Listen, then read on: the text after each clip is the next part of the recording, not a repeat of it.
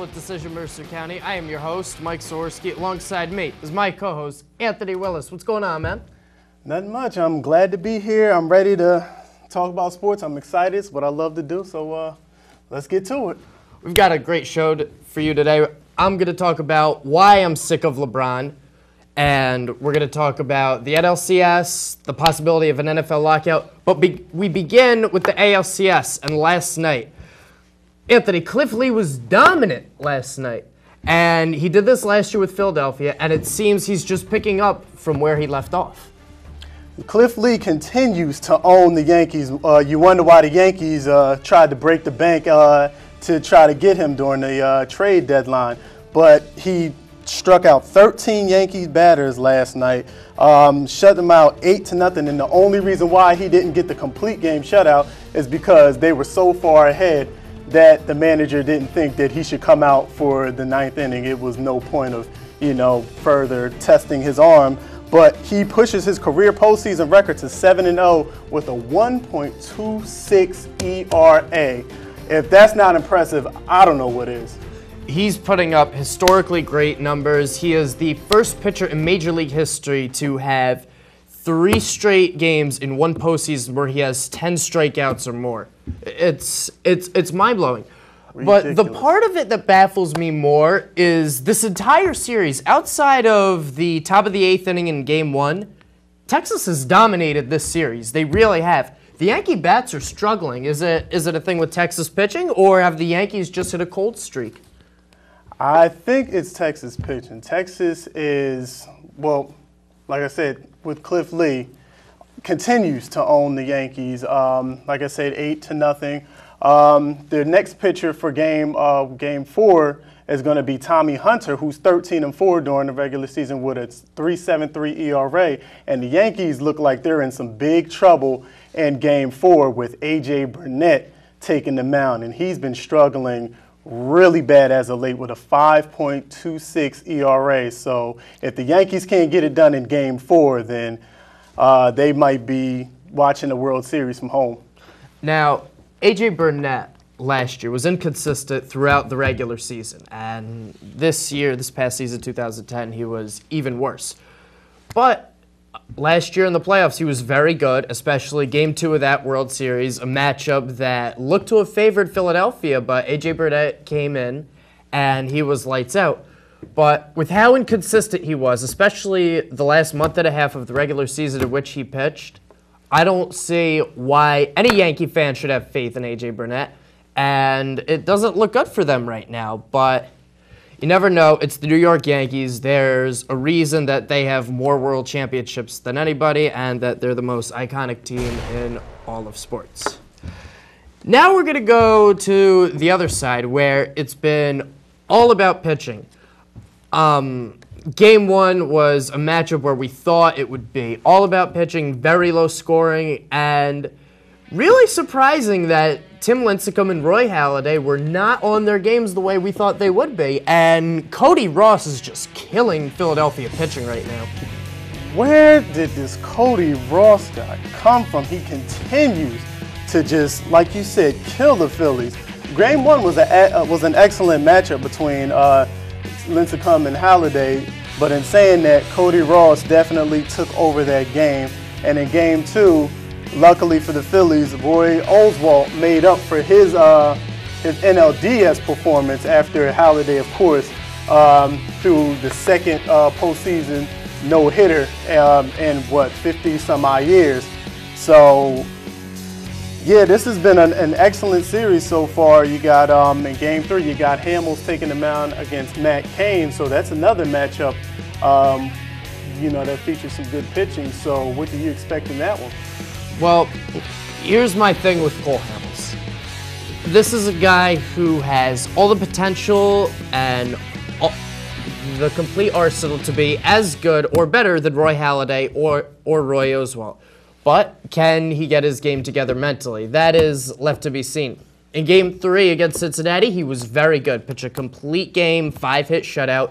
If he can follow up that performance in Game 3 with a performance that's just as good or better, he's going to be very tough to beat. He's added a cutter this year, and it's made it very difficult on hitters, especially right-handed hitters with that cutter in on the hands, jamming batters inside.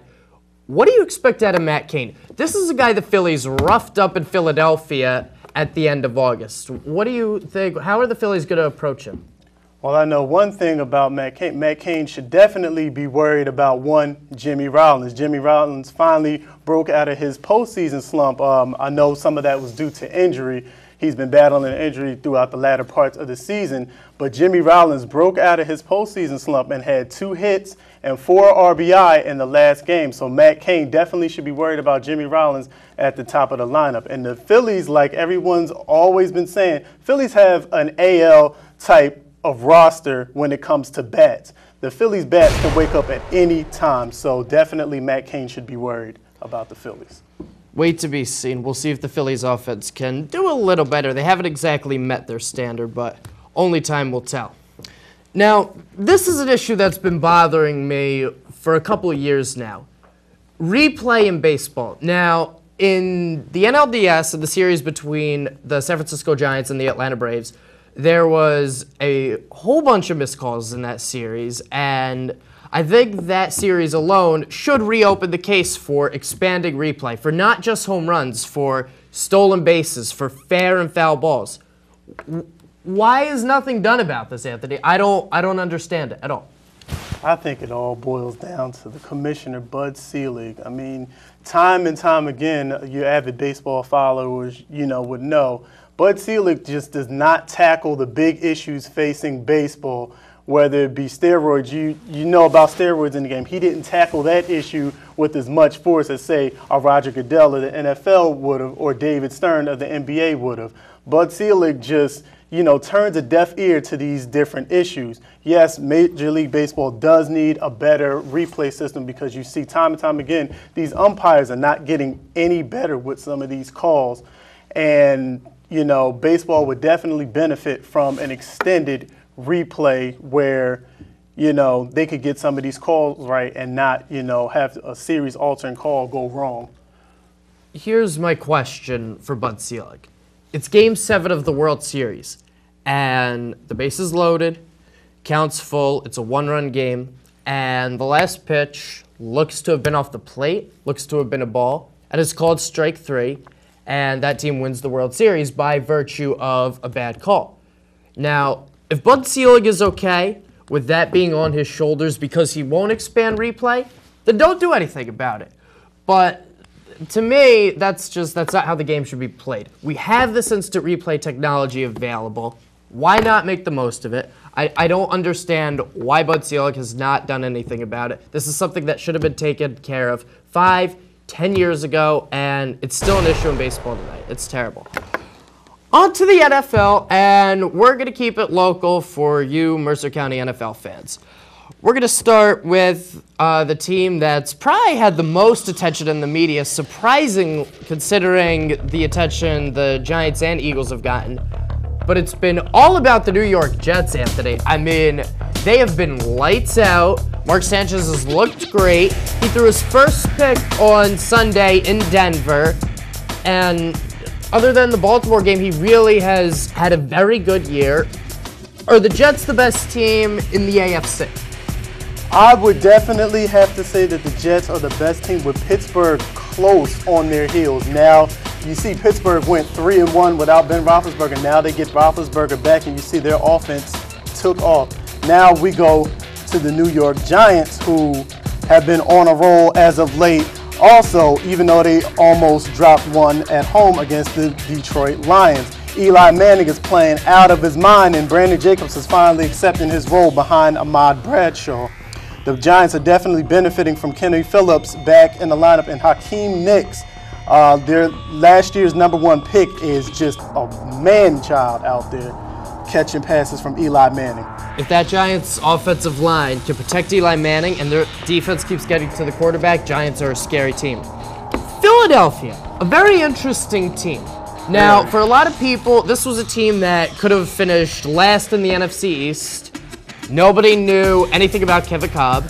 Nobody was sure if Michael Vick was ready to be an NFL starter again.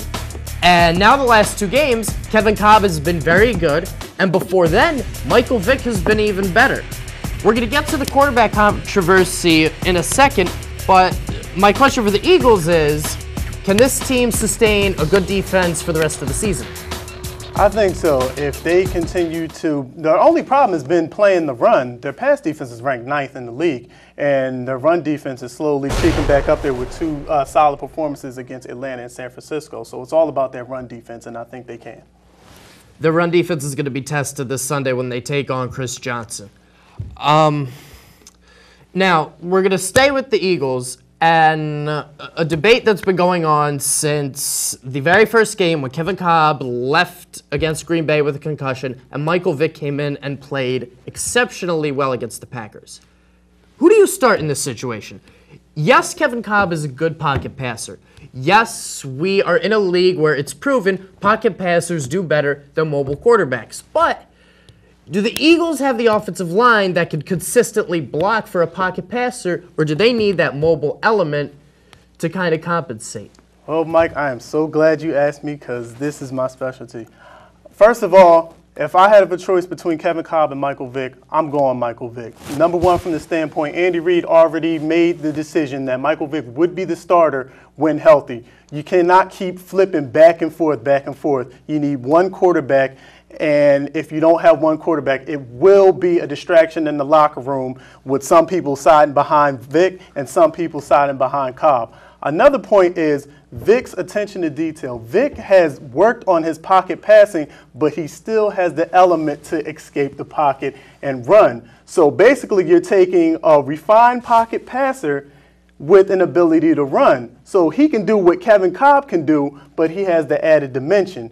Why wouldn't you want that in your starting quarterback? And Vick, even though he's been hurt, he still leads the league in quarterback rating with a quarterback rating over 108. Kevin Kolb has been good, yes, but Kevin Kolb, still makes mental mistakes, rookie mistakes, still throws in the tight coverage, whereas Vick went to Andy Reid's passing camp in the offseason, and he's really worked on his game, and Michael Vick just looks like the real deal right now. So when he's healthy, Michael Vick should start, definitely. A lot of people were wondering this offseason, how would this offense do without Donovan McNabb, arguably the best quarterback in the history of that franchise. And, they're 4-2. Their passing game really hasn't missed a beat, even on Sunday when Deshaun Jackson went out after taking that nasty hit. They didn't miss a beat. Jeremy Maclin really stepped up. Now, NFL surprises. Now, here we're going to talk about teams that have gone above expectations or below expectations. We're going to begin below expectations with the 1-4 Dallas Cowboys. Now, to a lot of people, the thing with the Cowboys is they're talented and just kicking themselves in the foot. I have to confess to you, Anthony, I don't think Dallas is that talented. I don't think their receivers are very good. I think their secondary is terrible. Why are people so high on Dallas's players? It's clear they're not that good. Their record speaks for itself. Well, because you got Jerry Jones. No, I'm just kidding. But, yeah, Jerry Jones, this is America's team. So Dallas is always going to have the hype surrounding them, whether they deserve it or not. The Super Bowl is hosted where? In Jerry's world, in that new billion-dollar stadium that he built just for the sole purpose for his Cowboys to play the first home team to host a Super Bowl. Yes, the offensive line is playing terrible.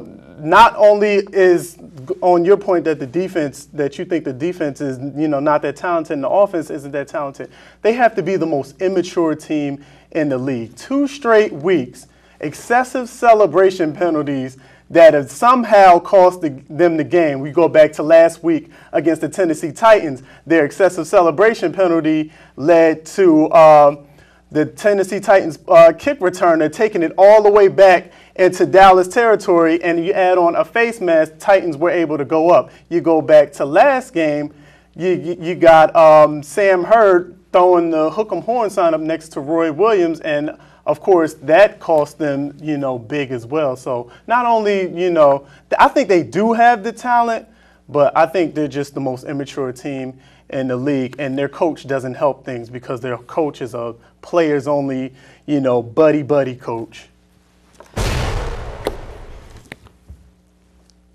This is mind-blowing, this next topic. This is beyond any comprehension. It is a very distinct possibility that next year there could not be an NFL. What would I do on Sundays with myself? I would sit at home and cry. Okay. Let's look at these players. Let's look at Darrelle Revis, who held out all summer and was whining about his contract. The contract he was getting would have given him 376 times the yearly income that the average American makes. Wow. He was whining to get a contract that would give him 525 times what the average American makes. I love pro sports. That's why I do this show. But these players, the money that these players get is out of control. Yes, the NFL is a $9 billion industry, and rightfully so. It's a fascinating game. It really is, especially if you follow it intensely. It really can fascinate you, this game. But how can the owners and players think that it's okay in these times to just put football off the table, put the NFL off the table? The NFL is something people need at a time like this, something to look forward to. How can they do this, Anthony? It's disgusting. I know the NFL for myself, I hate, that February after the Super Bowl is played, knowing that I have to wait, 5 or 6 months for, just the preseason to start, And it's just a stubbornness between the players and the owners. Like you said, it's a $9 billion, industry the NFL is. They can meet somewhere in the middle, and come to a compromise. They keep saying, both sides are saying that they think that they can get a deal worked out, but they're not negotiating. It's just a stubbornness between the two sides. But I think when the chips are down and that final hour is ticking on the clock, I think that they'll get together and they'll hammer out a deal to get the NFL back for 2011 and years to come. They had better. It would be just a disgrace if the NFL just disappeared. We're going to take a commercial break. When we come back, we're going to rant on LeBron James. We're going to tell you the most defining sports moments in our lives, and we're going to give you our fantasy and game pick'em for this Sunday. We'll be right back.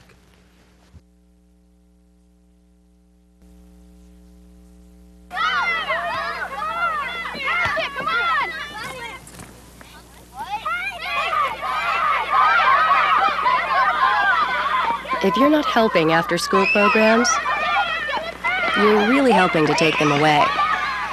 After-school programs, wouldn't you rather be helping?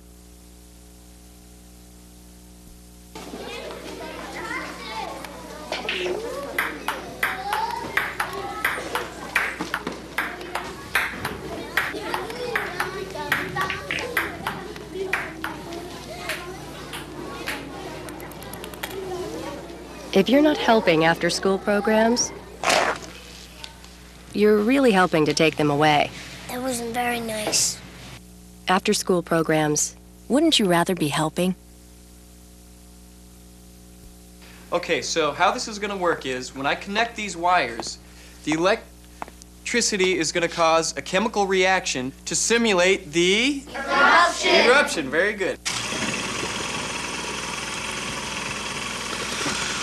If you're not helping after-school programs, you're really helping to take them away. After-school programs, wouldn't you rather be helping? Welcome back to the show, everybody. Now, Anthony, we're about a week away from the start of the World Series, the October Classic. Who do you got? Contrary to popular belief, I know everybody is expecting, at least a vast majority are expecting the Phillies and the Yankees, but I am going to throw you a curveball, and I am going with the Phillies and the Texas Rangers. Why? Because they are 2-1 against the Yankees right now. Cliff Lee continues to dominate them, and the Yankees' bats, as you said earlier in the show, have just fallen asleep in this series. So you don't think the Yankees have it in them to make a comeback against Texas right now? Why not? I don't think so, because even if the Yankees do somehow extend the series, let's say the Yankees extend the series to a Game 7, who's going to be on the mound in Game 7 for the Texas Rangers? Yes, right, the aforementioned Cliff Lee.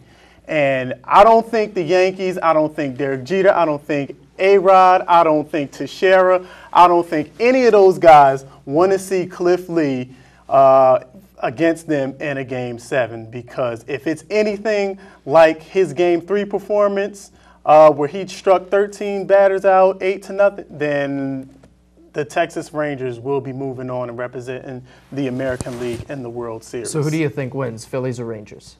I give the Phillies the edge in that series. I'm kind of, stuck on a amount of games because, both have great, good pitching staffs. But in saying that, the Phillies have the better pitching staff. They have a better three-man rotation, and don't sleep on Joe Blanton as the fourth pitcher. Joe Blanton has gotten it done, time and time again. I'm with you. I do think it is going to be Phillies-Rangers, but I don't think it's going to be that easy for either team to get in. I think both league championship series could go to 7 games. I think ultimately Texas and Philadelphia will come out on top for the sheer fact that they have home field advantage in their series. Very true. All right, time to fantasize and give you our fantasy picks of the week. All right, at quarterback for me, I am going with Drew Brees against the Cleveland Browns. Cleveland is a very weak defense. You saw what Drew Brees did on Sunday. He looked like Drew Brees of last year, the Super Bowl champs. I expect Drew Brees to have 300-plus yards, 3 to 5 touchdowns. That's an easy call every time. Give me Drew Brees against Cleveland. Rashard Mendenhall versus the Miami Dolphins. Dolphins' run defense really isn't that good. I know the Steelers want to throw the ball a little more now that Ben is back, but you have to realize they still have to run the ball. And Mendenhall actually ran the ball 24 times last Sunday in Ben's first game back. So I believe that Rashard Mendenhall will get the ball and he will put up good numbers. Wide receiver, I'm going with Anquan Boldin. Anthony, name me a corner who plays for Buffalo. Can you do it? Nope. Terrence McGee, that's it. I'm quivering in my boots. I'm so scared. No. Anquan Boldin, big game. Defense, I'm staying with the same game. Baltimore is going to light up that Bills offensive line. They're going to have 5 sacks, 3 interceptions. It's going to be a nightmarish day for Buffalo. Baltimore's coming off a loss. I wouldn't want to play Ray Lewis after he's lost a game.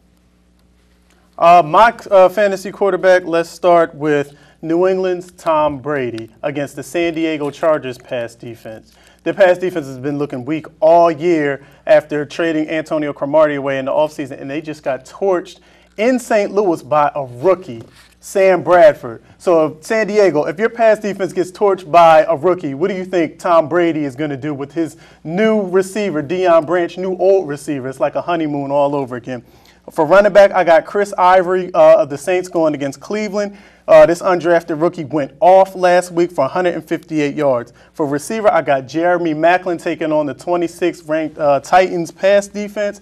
He went off after Deshaun Jackson got hurt, 7 catches for 158 yards. And for defense, I'm going New Orleans against Cleveland because Colt McCoy, rookie for Cleveland, is getting his second straight start at quarterback. All right. So this Sunday and even the Monday night game, it's a big week in the NFL, Anthony. Now, Sunday night, Vikings play the Packers. Brett Favre goes back to Lambeau for the second time as a Minnesota Viking. I don't see the Packers doing anything to protect Aaron Rodgers. What have they done since last year when Jared Allen sacked Aaron Rodgers 7 times in those 2 games to improve? I don't see it. They've lost Jermichael Finley. They've lost Ryan Grant, so they won't have a running game to slow down the Vikings' pass rush. I think the Vikings are going to win this game, and I think they're going to hold the Packers to a lot less points than people expect them to, even with their banged-up secondary. The Cowboys and Giants, what more could you say? It's, this is a huge game. A lot of people think that Dallas's loss to the Minnesota Vikings was their season, and now they play the Giants, a team that beat them twice last year. And I have no reason to believe Dallas is going to win this game. I don't think Dallas is going to show up. I like the Giants. Other 2 games, I like the Chargers to beat the Patriots. I think Phillip Rivers is going to bounce back. I think he has a big week this week. And I believe the Atlanta Falcons will also bounce back. They will beat the Cincinnati Bengals. What do you have? All right, going off your Minnesota and Green Bay pick, I think Minnesota will beat Green Bay. As you said, they lost your Michael Finley. Their offensive line continues to, break down against, good pass rushers. So I expect Jared Allen to have a big day and taking down Aaron Rodgers. I do expect Atlanta to bounce back over Cincinnati, even though Cincinnati's coming off the bye week. Carson Palmer has just looked horrible all season, and he has Owens and Ocho Cinco and Benson in the backfield, so he has plenty of weapons around him. I have Philadelphia going into Tennessee and winning a close game over the Tennessee Titans for the simple fact that Vince Young is a little iffy with the knee. Your team's going to stop Chris Johnson? I think so. We may not be able to stop him, but if you can control him with Kerry Collins at quarterback, I think we can win. Chris Johnson, he's tearing up the league right now, and Eagles' run defense has not been very good so far. Now, LeBron James. 4 words. I'm sick of him.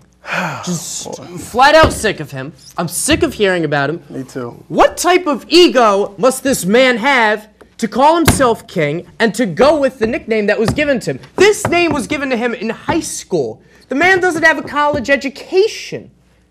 And he's a king in this country. In this country, he's called a king. Because in this country, you don't need a college education. You just need to be able to be decent at basketball. And how many rings does he have, Anthony? How many rings? Last time I checked, he has 0. He has 0. And people have tried to argue that he's better than Kevin Durant, that he's better than Kobe Bryant. Kevin Durant made his entire team better. Same thing with Kobe Bryant. If LeBron had made his entire team better, they would have beaten Boston last year. They would have beaten Orlando the year before. Yes, Orlando, it was a matchup nightmare. They didn't have anyone to match Dwight Howard, but still, that's what you do if you're a great player. You make your team better. What is, I don't even understand the hype behind this team. I guess America believes a king is somebody that, as you mentioned in the Orlando series, after he loses, walks off the court and doesn't shake anyone's hand as a sign of sportsmanship. I guess a king is somebody that has proven time and time again that he cannot make clutch jump shots at the end of games and make clutch free throws to, help his team over. And basically last year just shut it down in the playoffs against Boston and just basically said, all right, I'll just look forward to free agency and see how much money I can get from where, or, let's just see if I can form a super team in Miami so I can finally get my first ring. I've never liked LeBron James. I, despise his attitude. He should not even be in the same sentence with Michael Jordan, let alone, like you said, Kobe Bryant and Kevin Durant, who play in his generation now. So. Now, a week from tonight is opening night in the NBA, so on next week's show, we're going to have a preview of the NBA for you. I will say, though, the Lakers should be the favorite. They've won it the past 2 years, not the Miami Heat. Yes, they should. Anthony, we're 20 and 21 years old. Now, for you, what are the 2 most defining sports moments in your lifetime? 1 minute, go. I got to go with my Philadelphia Eagles. I got to go first. 4th and 26 against the Green Bay Packers in the 2003 playoffs. You got your season on the line, 4th and 26. How do you even have a play drawn up for that against a very good Green Bay defense? And McNabb just pulls a play out of nowhere and throws it to Freddie Mitchell for the first down. We ended up tying the game at the end of regulation just to go on and win the game in overtime. My second moment is just seeing the celebration after the Eagles finally broke through and won the NFC Championship game in 2004, seeing the confetti, seeing McNabb hold the trophy up, seeing Dawkins run around the field with the trophy after 3 straight tries, losing to St. Louis, Carolina, and Tampa Bay in 3 straight years, and knowing, hey, my team is finally going to the Super Bowl. Those are my 2 defining moments. Isn't it ironic? They beat Michael Vick to get to that Super Bowl, and now Michael Vick is playing for them. Lots of irony and parody in sports. Very true. For me, now, what got me into sports? The Philadelphia Phillies. It was my first professional sporting event. And, in 2008, seeing them finally break through and win a World Series, that was huge. This was a team that for years was a laughing stock in this league. Nobody went to games at Veterans Stadium. Suddenly, they build this new ballpark, fans show up, they increase the payroll, they increase the number of good players, they win a World Series and have the chance this year to do it for a second time in 3 years. The other one. Now, the most watched sport in this country is the NFL, by far. And last year, seeing Brett Favre roll to his right and throw against his body and get picked by Tracy Porter, heartbreaking moment. Just, I don't, heartbreaking. I have no words to describe that moment. Anthony, you have something you want to rant about. Let's hear it, man. Yes, I do, and I'm going to put two things into one. First, I'm going to put the hard hits that the NFL are now suspending for in the uproar from fans, from defensive players around the league. I understand what the NFL is doing by suspending on the first offense. No commissioner before Roger Goodell has taken the steps to ensure player safety like Roger Goodell has. Week 6 was just the breaking point, you know, with these hard hits that you've seen. You got 2 from James Harrison from Pittsburgh in Cleveland. You got Dante Robinson and Deshaun Jackson, and then you got Brandon Merriweather launching himself in the Todd Heap. Rodney Harrison's comments really did the trick. A former safety who's known for racking up fines and hits, saying, as a player, you know, fines really don't do anything for me. Suspensions make all the difference, and that really resonated throughout, you know, the league office. But my second one tied into that is the officials' consistency in calling these hits. Now, even though I am an Eagles fan, that hit Dante Robinson put on Deshaun Jackson, that was not, you know, flag worthy. He led with his shoulder. It just so happened that he just hit him in the helmet. Now, the 2 on James Harrison, where he didn't even get called, where he basically knocked out Josh Cribbs and Muhammad Massaquoi in the same game, none of those got flagged. So I'm just, if they want to enforce these rules, if the NFL wants to enforce these rules, then the referees are going to have to stay consistent with these calls. The Brandon Merriweather one, I give kudos to the officials. That was right on. He had every intent to just launch himself right into Todd Heap. So that's my rant. I understand what the NFL is doing, so I don't know what all the uproar is about, you know, the change. You're very passionate about this. Very. Now, the thing that drives me crazy, and this kind of goes on to our topic previously spoken about, LeBron James. Not only am I now sick of hearing about LeBron James, I'm sick of hearing about the Miami Heat. Why? As soon as they got LeBron and Chris Bosh, they were everybody's hot pick to win the NBA title. Now, between the 3 of them, how many rings do they have? 1, by Dwayne Wade, single-handedly against the Dallas Mavericks. LeBron has no rings.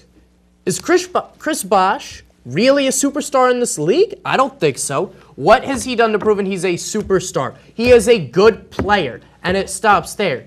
And people want to say they're better than the Lakers. They could beat the Lakers. Okay, who on the Heat is going to match up with Pau Gasol? Who on the Heat is going to match up with Andrew Bynum? How are they going to match the depth of the Lakers team? On top of the Lakers starting 5, you have Lamar Odom, Matt Barnes, and Theo Ratliff, and Jordan Farmar. Excuse me, not Jordan Farmar, and Sasha Vujicic off the bench. The Lakers are too deep. Then in the East, how are they going to match up with Orlando? Dwight Howard is a monster. He's better than anybody that he have at center to match up with him. And I think Boston's too physical. I think Boston's the type of team that can mess with Miami's head. I wouldn't pick the Heat to make it past the Eastern Conference semifinals. I don't understand the hype behind them. I really don't think they're very good. I can't name a single player after the big 3 other than Udonis Haslem. I mean, really.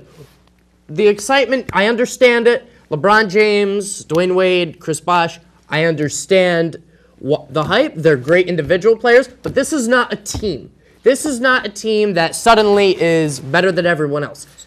Last night, the talk was, oh my God, LeBron scored 33 points. It was a preseason game. It was a preseason game. And on top of that, the Heat lost that preseason game. I'm sick of it. Ladies and gentlemen, that is all the time we have. As you can see, we're supporting research for breast cancer. Anthony rocking the pink. I'm rocking the pink. That's all the time we have. Hope you enjoyed our show. We'll try to do better next time. See you next week. Up top.